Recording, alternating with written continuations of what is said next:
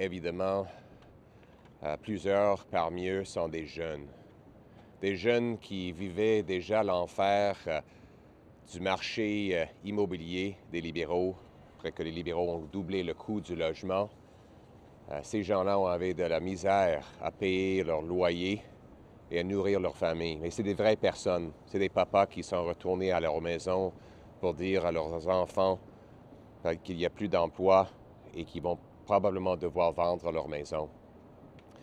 C'est parmi les conséquences graves des décisions que M. Carney a prises depuis son arrivée au pouvoir.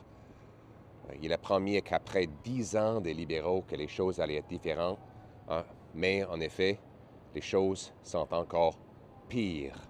Il a promis de créer des emplois, mais depuis son arrivée au pouvoir, il y a bien plus que 100 000 plus de gens qui ont perdu leur emploi.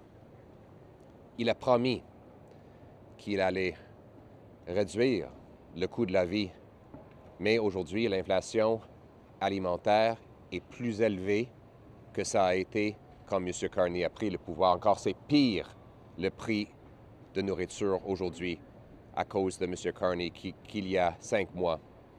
Il a promis qu'il allait bâtir des choses. Vous souvenez-vous? Il allait bâtir très rapidement. Mais selon son agence immobilière, le gouvernement s'attend à ce que la construction de logements tombe de 13 % d'ici les prochaines 3 ans. Et il n'a même pas réussi à établir un bureau qui allait un jour fabriquer des maisons de haute technologie. Ça reste un rêve. Parlant des rêves, le Globe and Mail a annoncé aujourd'hui qu'il y a une liste de rêves. Pas une liste de projets, mais une liste de rêves. C'est des projets qui sont en train de possiblement considérer, donner à un bureau qui n'existe pas encore pour peut-être faire une décision pour que ces projets seraient peut-être bâtis un jour. C'est ça que M. Carney a accompli en termes de construction de projets. Il a dit qu'il allait contrôler les crimes, mais encore la criminalité est en hausse. On a vu des attaques hier épouvantables par quelqu'un qui était libéré encore sous caution à cause des lois des libéraux, que M. Carney a promis de changer, mais qui n'a pas changé, et les gens ont perdu la vie à cause de son inaction face aux lois libérales pro-criminelles. Il a promis qu'il allait dépenser moins et on va aller investir plus. Mais gardons le fait, pas les promesses. Oublions les lettres qu'il a envoyées à ses ministres ou des promesses d'un jour d'avoir de l'austérité. Les dépenses ont augmenté de 8 % depuis son arrivée au pouvoir. Et selon les calculs des économistes, le déficit Carney va être 2 fois plus important que le déficit de Justin Trudeau. Pouvez-vous imaginer ça? Avoir un déficit 2 fois plus élevé que M. Trudeau, qui dépensait hors de contrôle. Et parlant de l'investissement, 63 milliards d'investissements a quitté le Canada pour aller aux autres pays depuis, ça c'est net, depuis l'arrivée au pouvoir de M. Carney. Il a promis qu'on allait avoir l'économie, la meilleure économie dans le G7. Maintenant, on a la pire croissance économique parmi ces 7 pays. Les pires prix immobiliers parmi le G7. Le pire endettement des familles parmi le G7 et le deuxième pire taux de chômage parmi le G7. Donc, il a promis d'être le meilleur, il est le pire parmi le G7. C'est drôle qu'il continue de répéter la même promesse lorsqu'il est en train de briser cette promesse. Il a dit vouloir acheter Canada en même temps qu'il donne un prêt d'1 milliard de dollars au gouvernement chinois pour produire des grands bateaux pour la Colombie-Britannique. En fait, il fait volte-face sur la question d'interdire des voitures à gaz. Moi, j'ai dit il y a longtemps que c'était une politique stupide et coûteuse qui allait nuire aux communautés rurales et tuer des emplois. Monsieur Carney, oublions pas, ce n'est pas une politique de Justin Trudeau qui l'a renversée. C'est lui qui avait écrit dans son livre qu'il était pour cette interdiction en 2030. Donc, il était encore plus sévère que M. Trudeau. Mais M. Carney, comme avec la taxe carbone, avait besoin d'avouer que les conservateurs avaient raison et que lui, il avait tort. Il a souvent tort. Il doit souvent avouer qu'il a tort sur beaucoup d'enjeux pour quelqu'un qui se décrit comme étant un expert. Mais il fait son recul de façon inadéquate en menaçant de ramener cette interdiction dans l'avenir, ce qui va décourager l'investissement dans le secteur automobile. Nous revendiquons que l'interdiction sur les voitures de gaz soit renversée totalement et de façon permanente. C'est ça une façon d'aller. C'est un grand show de boucan pour M. Carney cet été.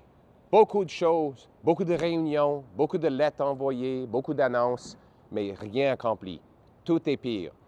Chômage est pire, coût de la vie est pire, la crise de logement est pire, la croissance économique est pire, les tarifs que M. Carney a promis d'abolir en négociant une win avec Donald Trump, ça c'est pire. Tout est pire aujourd'hui qu'il y a 5 ans. Il faut que ça change. Donc, c'est pour ça que les conservateurs vont retourner à la Chambre des communes pour promouvoir une politique de l'espoir pour les Canadiens. Plus de pouvoir d'achat avec des taxes, des impôts et les dépenses vraiment réduits. Des rues sécuritaires en mettant les criminels en prison.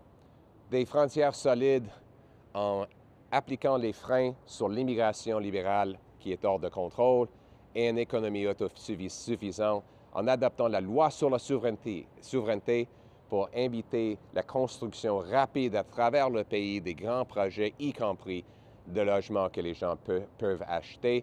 C'est ça une vision pour le Canada qui est remplie de l'espoir. Et on est prêt à travailler avec M. Carney. Nous voulons que le gouvernement libéral veuille les idées conservatrices. C'est les meilleures idées et on est là pour les produire et pour aider à les mettre en place. Parce que notre but, c'est de mettre le Canada d'abord et que chaque Canadien peut avoir une belle vie dans une maison abordable dans les communautés sécuritaires. Thank you very much, everyone.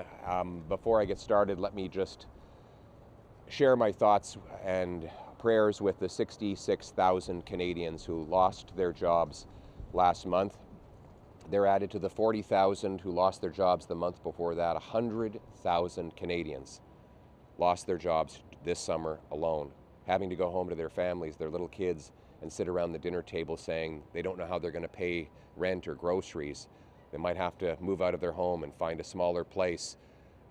And this is a terrible time for them, especially our youth. Think of our youth who are already going through hell. Their housing costs had doubled during the time the Liberals have been in power. Food prices were unaffordable. Their streets were in danger. And now they wake up and find out they don't even have a job. And to add insult to injury, while we lost 105,000 jobs over the summer, there's 106,000 temporary foreign workers filling those jobs. Mark Carney is on track to let in a record number of temporary foreign workers this year because he says the corporate lobbyists tell him they want to keep wages low and their profits high. Once again, he sides with the wealthy, liberal corporate lobbyists rather than the hardworking Canadians who want to put in a day's work. And, you know, this compounds the cost of living crisis. Let's compare everything to what Mr. Carney promised. He promised that he was going to make Canada more affordable. Yet food prices are now rising faster than they were when Mr. Carney took office. He promised that he was going to reverse Liberal crime policies, and yet 5 months into his term, he's done absolutely nothing, and crime rages out of control. Just yesterday, another horrific attack, this time on First Nations people, by someone who is once again, out on bail because Mark Carney gave himself a summer off instead of reversing the Liberal laws. He said he would build at a pace once thought unimaginable because we were in an existential crisis. What has he built? Let's start with housing. He says that one day he will set up an office. And this office is going to do things that will one day mean that houses get built. This office still doesn't exist after 5 months of his government. And it hasn't obviously built a single home. Meanwhile, the housing crisis worsens from just being too expensive to being impossible to build, with his own housing agency saying housing construction will be down by 13% over the next several years. And then the national projects we were promised. We're 5 months in. He has not approved a single national project. In fact, he doesn't even have a list of projects he's considering approving. Today, we got the Dream List published in the Globe and Mail. This is, to be clear, not a list of projects Mark Carney supports. It's a list of projects that he wants to potentially consider looking at and potentially referring to an office that isn't even yet set up that might one day decide to approve them, and that after that, they might one day begin construction. But so far, absolutely nothing is getting built. And then we have his promise that he would spend less and invest more. Well, spending is up 8%, with most of the new money going to bureaucracy and consultants, while investment is fleeing our country, with a record $63 billion of investment leaving Canada in the 5 months that Mark Carney has been Prime Minister, and our economy is cratering. In fact, after Mr. Carney promised we'd have the best economy in the G7, what do you know? The latest quarterly data, we have the lowest economic growth in the G7. That adds to the second highest unemployment in the G7, the worst housing costs in the G7, and the most household debt in the G7. Those are the results, not the rhetoric. He said today he was going to buy Canada, but in fact he's giving $1 billion loan to buy Chinese-made ships so that our workers don't get that work. He is doing exactly the opposite of what he says. And today he's flip-flopped. After being a passionate advocate for banning gas-powered vehicles, calling for them to be banned by 2030 in his book, Values, which, by the way, was much more aggressive than Trudeau's plan, to ban them in 2035, he's finally admitted that the Conservatives were right, just like we were right on the carbon tax. But he's doing a clumsy retreat, saying that he's going to delay this mandate. So now, businesses who would otherwise consider investing in automaking here in Canada will have to put that investment on hold while Mark Carney dithers for another year to try and figure out how he can ban people from putting gas and diesel in their trucks and cars. Mark Carney can't even get his flip-flops right. But this really has been, as I said yesterday, the Seinfeld summer for Mark Carney, a big show about nothing. You know, I think specifically about George Costanza. You remember George Costanza? He was a legend. George Costanza had this great episode where he had this fancy, high-paying job with a corner office, and he didn't do any work, like literally none, but he wanted to look busy. So he would storm up and down the hallways carrying file folders. He would leave the lights on in his car in front of the office building on the weekend, even though he wasn't there. He would yell into the phone, even though no one was on the other end of the line. And they kept paying him because he looked so busy. I have to admit, Mark Carney has looked really busy this summer. He's been flying off to Europe to sign declarations of intent that actually mean absolutely nothing. He's been holding roundtables with other politicians. You've seen politicians patting each other on the back, congratulating themselves on all the excellent meetings they've been holding. There have been letters written to ministers that then get leaked to media and are reported with great fanfare on front pages everywhere. My goodness, he's almost as busy and as useless as George Costanza. It has been a big show about nothing. Nothing is getting done under Mark Carney. Everything is getting worse. The American tariffs, which he promised to get rid of by negotiating a win, they're worse. Housing crisis is worse. Food inflation is worse. Crime is worse. Unemployment is worse. Everything has been worse under Mark Carney. And we're offering him some help.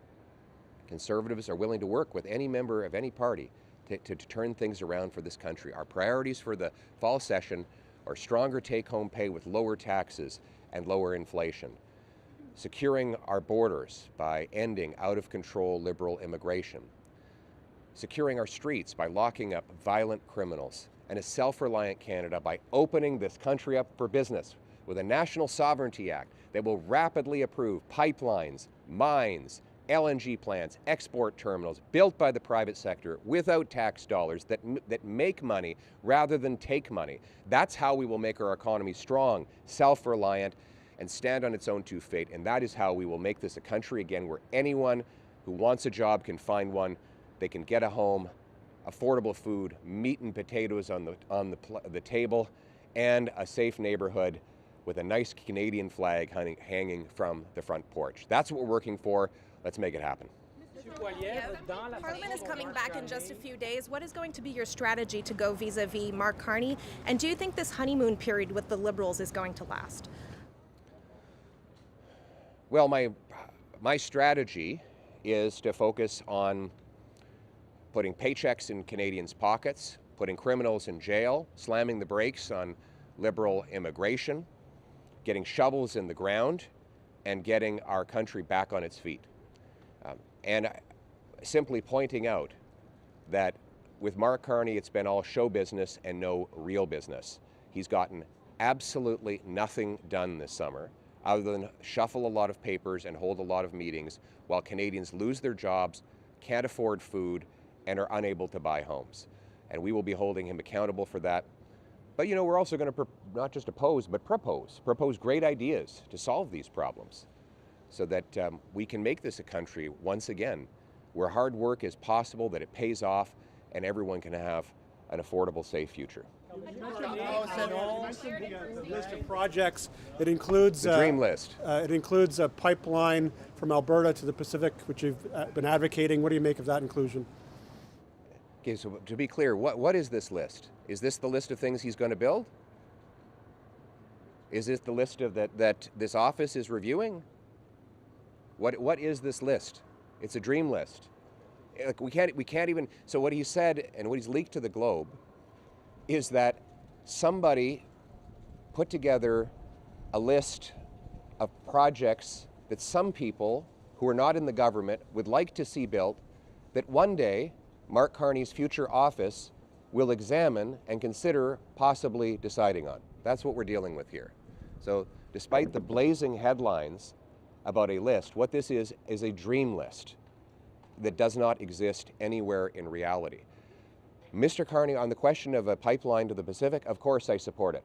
If I'd been elected Prime Minister on April 28th, construction would be underway right now on that project.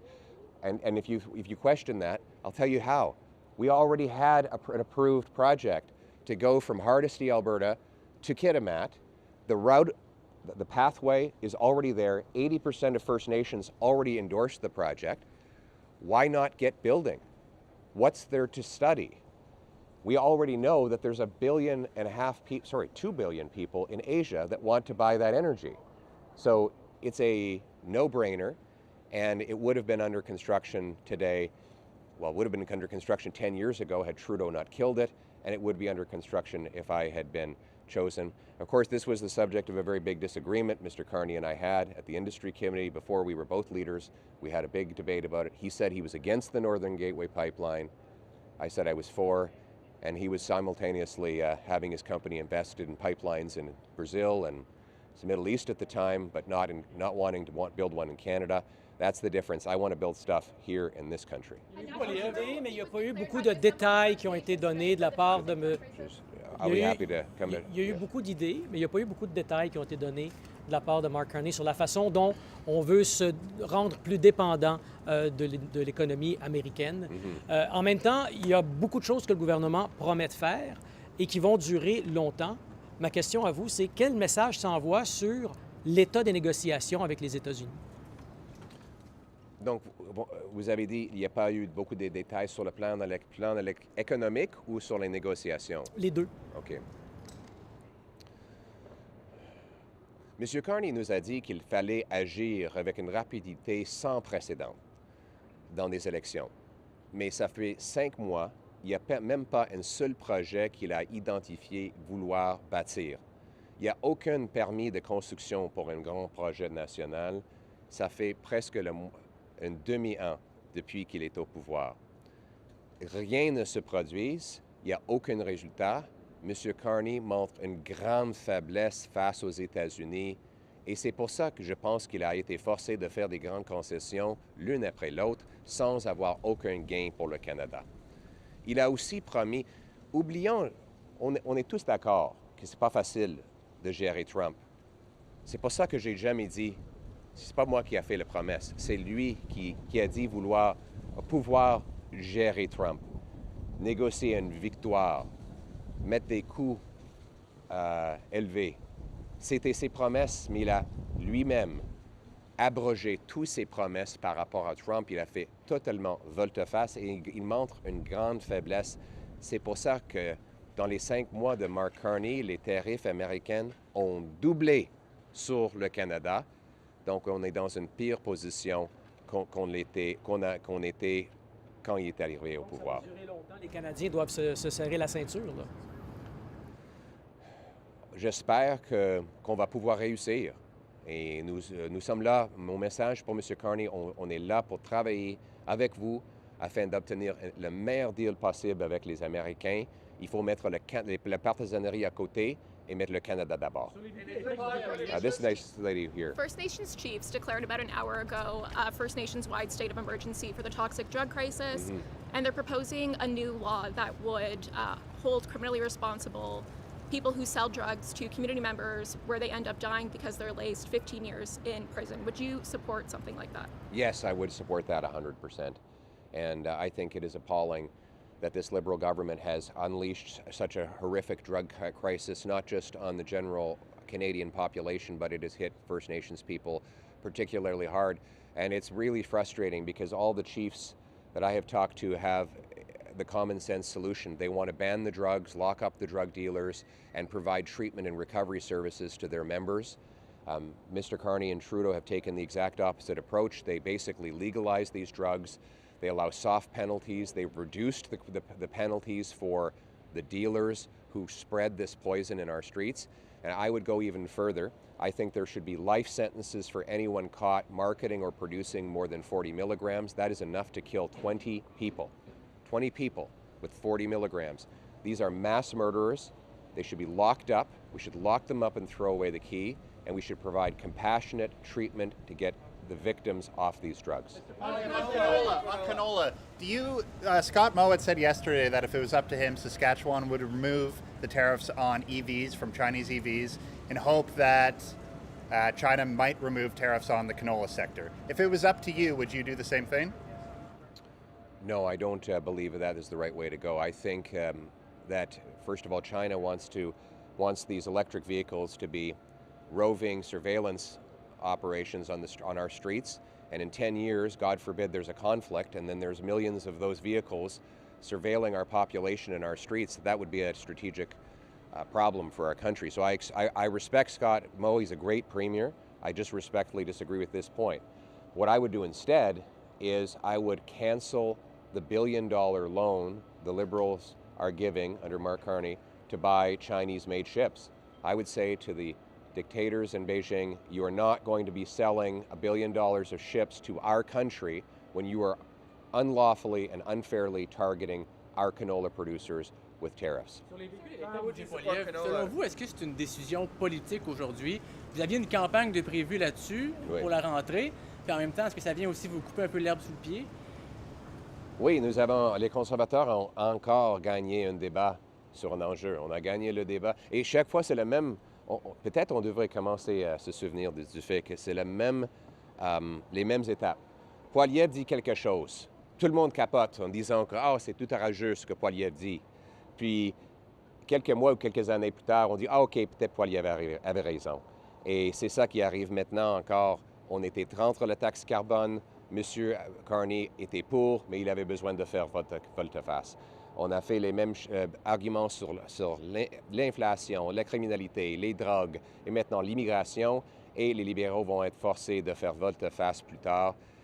Donc, M. Carney était en train de perdre le débat sur l'interdiction des voitures de gaz. Et c'est pour ça qu'il a fait soudainement volte-face quelques jours avant le retour du Parlement. Mais à un moment donné, je pense que les Canadiens vont décider qu'ils veulent quelqu'un qui parle vrai dès le début. Merci. Oui, mais vous voulez l'éliminer complètement. Lui, il faut juste le suspendre. Vehicles. How do you think that Canada should lower emissions from transportation, if not through EVs or EV rebates?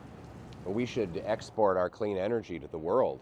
National Bank showed that if we exported our natural gas to supply India with half of its future electricity needs, it would displace 2.5 billion tons of greenhouse gases, which is equal to the 3 years of emissions of the entire Canadian economy. So my approach for Mr. Carney is very different. He believes in energy poverty. I believe in energy abundance. He believes in taxing energy. I believe in unleashing energy. He believes in raising costs. I believe in bringing them down. And that is a big debate we're going to have, and I believe that Canadians will choose wisely. How would you support canola producers in Canada if you're not going to ban the Well, Chinese EVs? as I said, we should punish the regime in Beijing by canceling the billion-dollar loan for the ships that the Liberals want to buy from China. And secondly, we are collecting tariffs from China. Some of those tariffs should be flowed back to the canola producers to help them with the price drop that has resulted from the Chinese tariffs. C'est dont M. Carney parle pour aider les agriculteurs du canola, c'est une bonne idée, ça? Mais il propose une nouvelle taxe carbone, le taxe carbone de 17 sous qui va appliquer d'ici 2030. Et ça va nuire aux agriculteurs. Après tout, les agriculteurs utilisent beaucoup d'essence et diesel. Donc, mettons une nouvelle taxe sur le dos des consommateurs. C'est une mauvaise idée et c'est encore une promesse brisée de Mark Carney. What do you make of your ban in Quebec? Are you for or against it? I haven't seen the proposal, so I'm looking forward to studying it. Êtes-vous d'accord avec l'idée de bannir les prières en public? Encore, je vais regarder la proposition avant de la commenter. Ethical. Are you in favor or against banning prayer in public? I'm going to read the bill because the risk I have in answering the way that you have worded it is that the way you're characterizing it might not be the way the bill is written. So I will have to read the bill and figure out what it is before I take a position, which is a wise approach always. Thank you very much. Great to see you all. All the best.